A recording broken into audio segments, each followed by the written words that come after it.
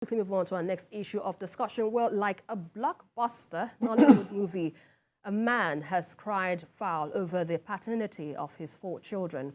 The 44-year-old Olanrewaju Kolawole wept profusely after DNA test results revealed that he isn't the biological father of his 4 children. Now, the man, who is an indigene of Ikire in Osun State, and his wife, Toyin, Tella, share 4 children at aged 16, 12, 8, and 5. But his wife disagreed with the results, saying she was not there when they took the samples and didn't know which samples were taken. When I got to hear about this story, Emeka, I was really, you've been married with this woman for 17 years. I never knew that the children didn't belong to you. But, you know, when you see this, what first comes to mind, and what does it say about trust, communication, relationships between parents, and when you get to find out that the children that you raised isn't yours?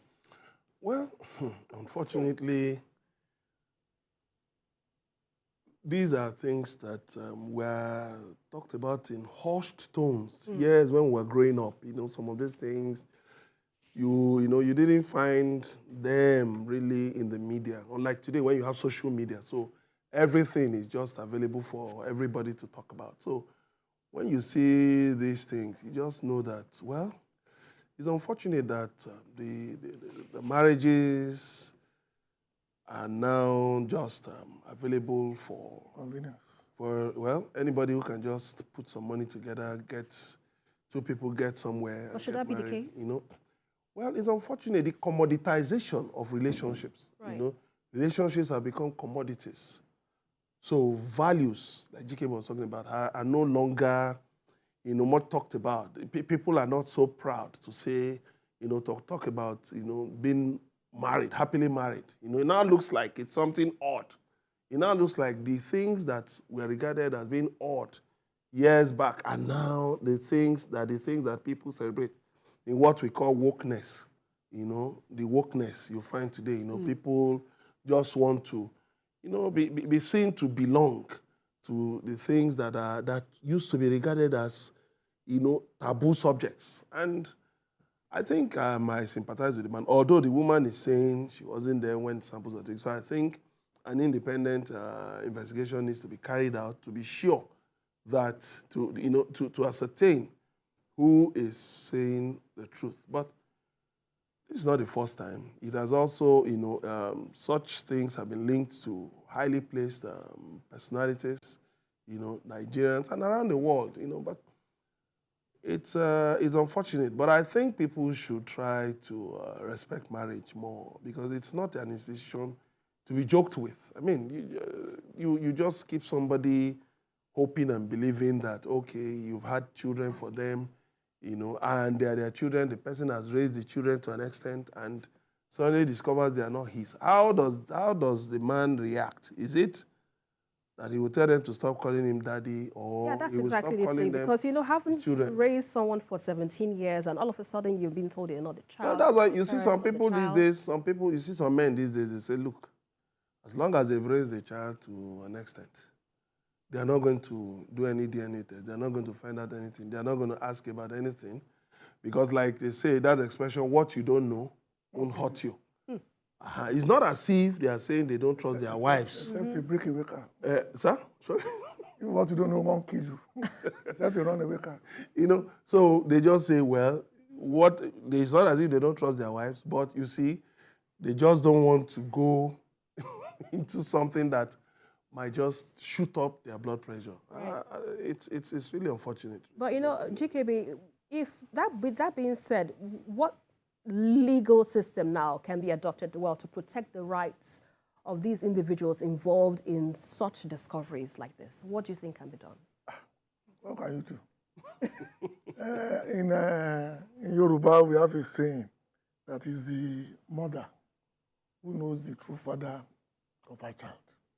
It's a very common thing that we say, because it is observed that most of the time it is only the woman who can say for, well, 99% of the time that this is the person that's father of my child. And that's also to do with whether they look alike or not.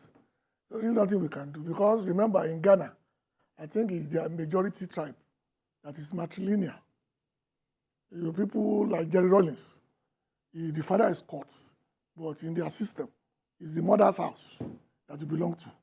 So things like this will not happen, for example, in Ghana, because the child doesn't belong to the father anyway. It belongs to the mother. Yeah. That's why Jerry Rollins became a Ghanaian. Oh, That's why that actor.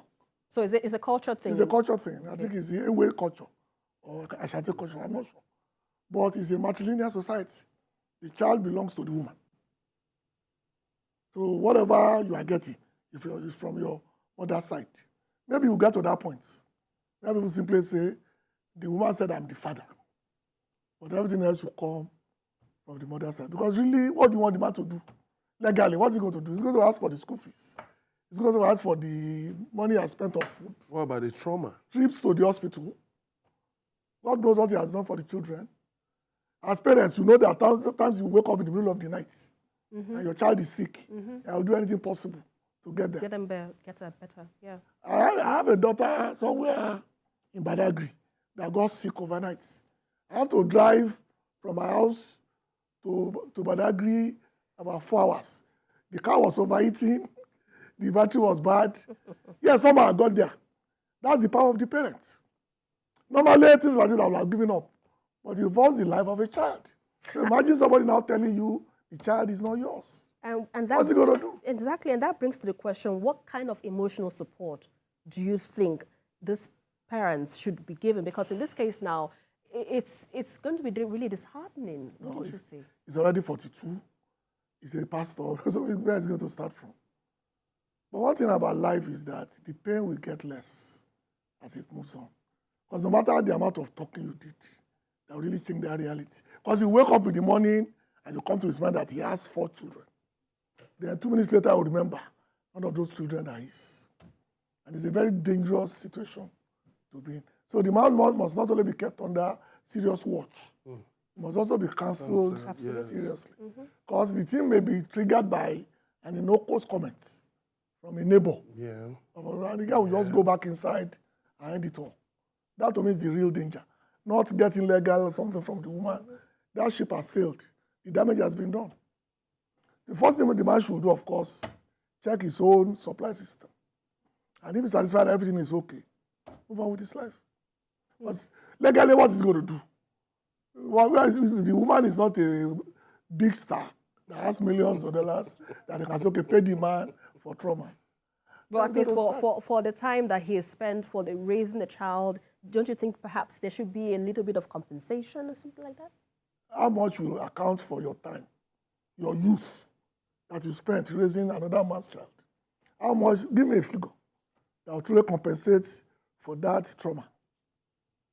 Seriously, how much? 2 million? 200 million? 400 million? Because like I said, the moment the matter comes back to his mind, or a neighbor make a snide remark, or maybe he goes to buy bread. To 5 people now. Maybe he goes out to buy bread. Yeah, or buy bread. Eating the money paid. Yeah, or he wants to call a child to go and buy something for him.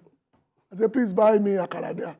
So imagine the possibilities of the danger the man faces in the situation he's in. From being a father of 4, being a father of 0.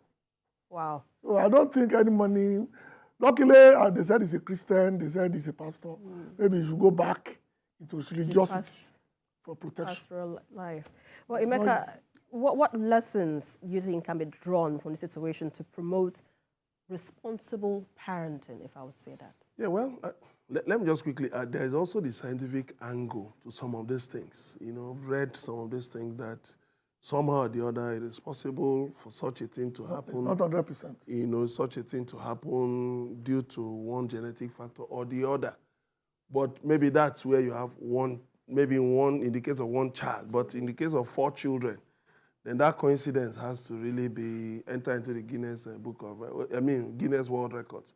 And so, but talking, to the point, really, people need to be more serious with things like marriage. I mean, faith-based organizations, churches, Islamic organizations, religious organizations really need to hit very hard on the issue of the sanctity of marriage. Right.